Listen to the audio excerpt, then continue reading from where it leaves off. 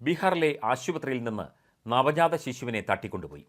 ബഗുസരായ് ജില്ലയിലെ സദർ ആശുപത്രിയിൽ നിന്നാണ് ജനിച്ച് 20 മണിക്കൂർ മാത്രം പ്രായമായ കുഞ്ഞിനെ കടത്തിക്കൊണ്ടുപോയത്.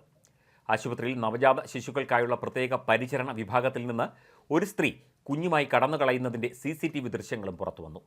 ലോഹ്യാനഗർ സ്വദേശിനിയായ നന്ദിനി ദേവി എന്ന സ്ത്രീയുടെ കുഞ്ഞിനെയാണ് ആശുപത്രിയിൽ നിന്ന് ഒരു അജ്ഞാത സ്ത്രീ തട്ടിക്കൊണ്ടുപോയത്. കഴിഞ്ഞ ദിവസം രാത്രി 10:30-യോടെയാണ് നന്ദിനി ദേവി ആൺകുഞ്ഞിന് ജന്മം നൽകിയത്.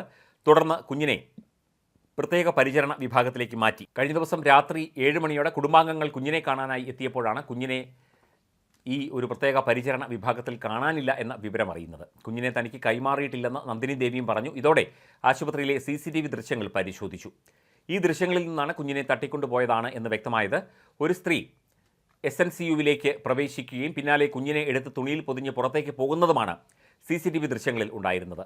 സംഭവത്തിൽ ആശുപത്രി അധികൃതർ ഇതുവരെ കൃത്യമായ വിശദീകരണം നൽകിയിട്ടില്ല. അതേസമയം പ്രത്യേക പരിചരണ വാർഡിൽ ഒട്ടേറെ പേർ പ്രവേശിക്കാറുണ്ടെന്നും ഇതിൽ നിന്ന് കുഞ്ഞിൻ്റെ അമ്മയെ തിരിച്ചറിയുന്നത് പ്രയാസകരമാണെന്നുമായിരുന്നു ആശുപത്രിയിലെ ഒരു പ്രമുഖ ഡോക്ടറുടെ വിശദീകരണം.